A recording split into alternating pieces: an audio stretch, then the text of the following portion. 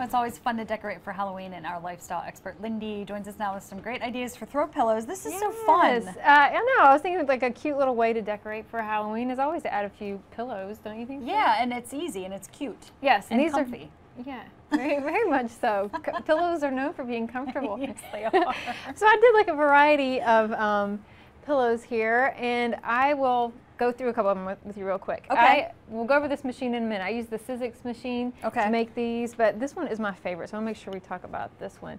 Do you think that looks, even if I did it myself, I don't care. I think it looks great. It does look great.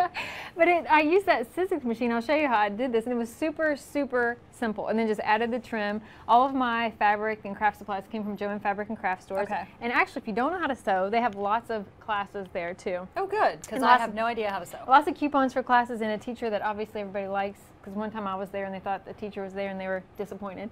But that's okay. So I did all these with the little Sizzix machine. And I added the little trim on there. I put a little skull button in the center. And I didn't use a pattern. You don't need a pattern. I just cut these out. Okay. This I just drew on a piece of paper. And I used this, I'll show you how I did this. Okay.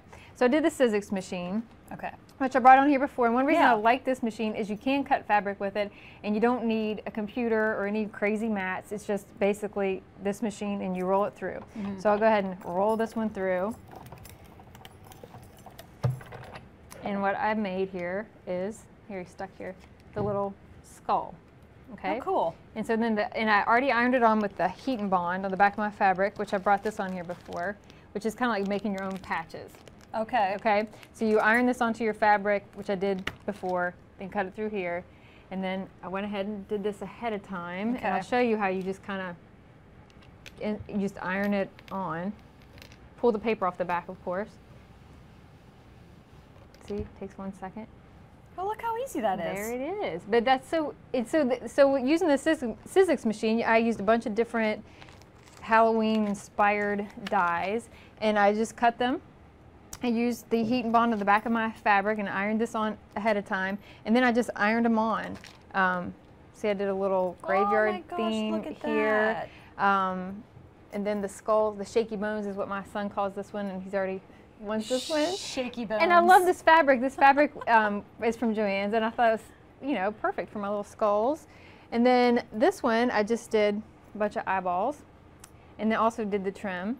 And I'll show you guys, if we have time, how to do that. Yeah, we have a little time. Okay. So just use a bunch of different fabrics. Not all of these came from that Halloween section. Some of them just came randomly through the store. I think sometimes when you use too themed of a fabric, it looks a little cheesy. Right. So, yeah, like something like this wouldn't necessarily be Halloween. That could be anything. Yeah. So what you do when you want to add the trim, this is very popular right now, is you line up your fabric like this.